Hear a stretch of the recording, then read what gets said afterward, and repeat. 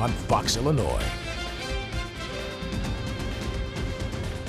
Developing news tonight out of Champaign. Police are investigating a possible homicide. The Champaign County coroner also reports the victim was 30-year-old Sheena Williams. Earlier this afternoon, Champaign police were called to the 100 block of East Roper Street. That's where police found Williams unresponsive with, quote, apparent life-threatening injuries. The coroner says Williams was pronounced dead at 1:30. Safe and sound, a 13-year-old found just minutes after an Amber Alert was issued today. This all started early yesterday afternoon in Champaign when the teen, Cleo Younts, called her mom saying she'd been abducted. Today, police in Cape Girardeau, Missouri found Cleo and her alleged abductor at a Walmart. Someone who saw the Amber Alert called police. You can see the car they were in being hauled away. Police identified 21-year-old Nicholas Hurley as the man with the teen. Detectives say Hurley and Younts seem to know each other through family friends. Although Cleo is safe, detectives say crimes may still have been committed. There's 2 crimes per vehicle. A Champaign Police Department spokesman says it's unclear when Hurley will be extradited back to Illinois. He's being held right now in Cape Girardeau. Champaign police are in the process of determining what charges Hurley could face when he returns. Danville police arrest a man in connection with the May shooting death of a 21-year-old woman.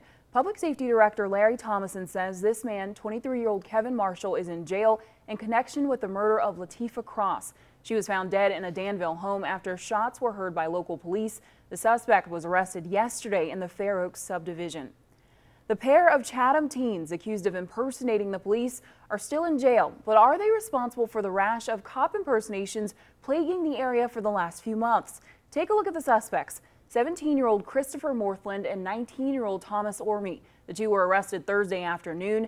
Deputies say on Monday the teens tried to pull over a 79-year-old Springfield man near Kern and Link Roads. They say the teens used a cell phone app that acts as a red and blue flashing light with a siren. Deputies say while they believe these incidents aren't related to any others we've heard about this year, they're using this case as an example.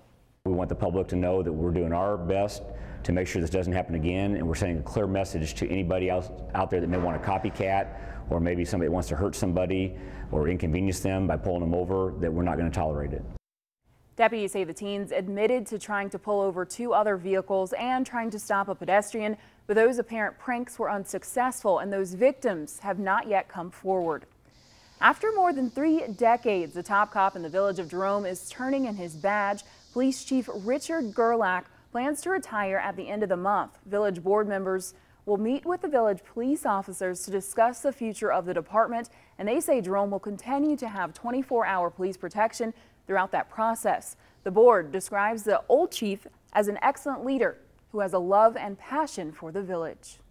It's no drought of 2012, but Central Illinois is back in the moderate drought category. News Channel at 9's Christina Mueller tells us what effects the dry conditions are having and how that could impact your utility bill. I thought it was News Channel at 9 on Fox, Illinois. National Weather Service meteorologists say a lot of the rain that helped pull us out of the drought last summer was remnants of a tropical storm. They don't see Central Illinois getting heavy rain like that in the next few weeks.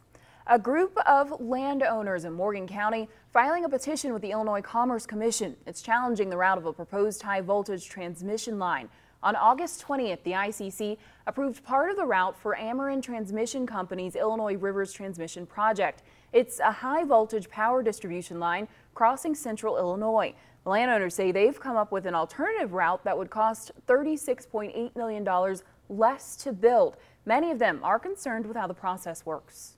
But the landowner, to me, individuals affected by the route have 30 days after the ICC's decision to file petitions. The commission then has around 20 days to review those and decide whether to hold a hearing.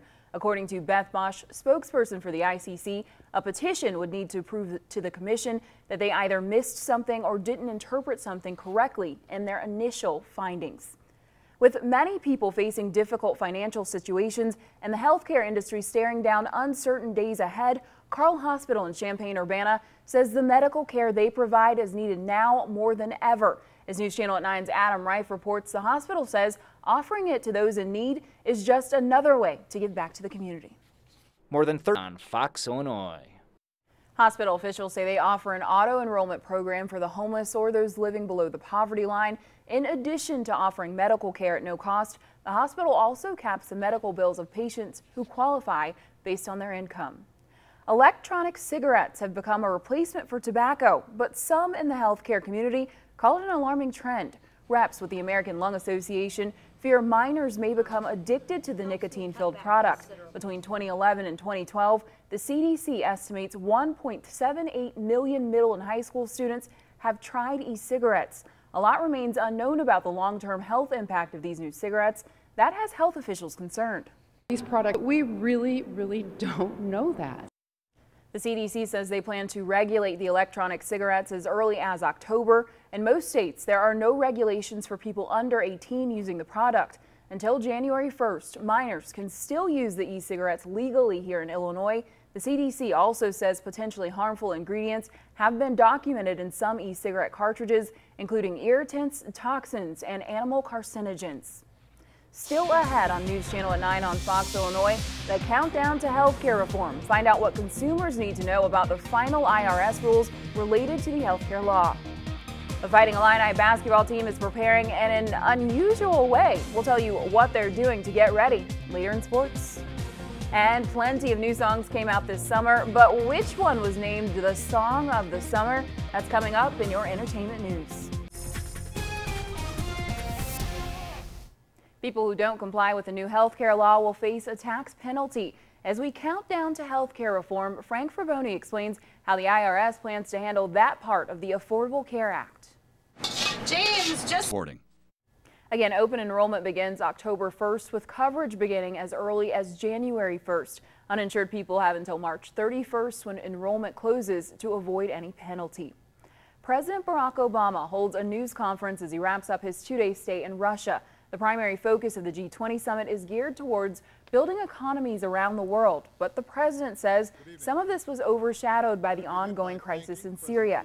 He says leaders he met with this week agree Syrian President Bashar Assad used chemical weapons against civilians, and these types of actions cannot go unnoticed. The president will address the American people on Tuesday about a reasonable course of action against the Syrian government.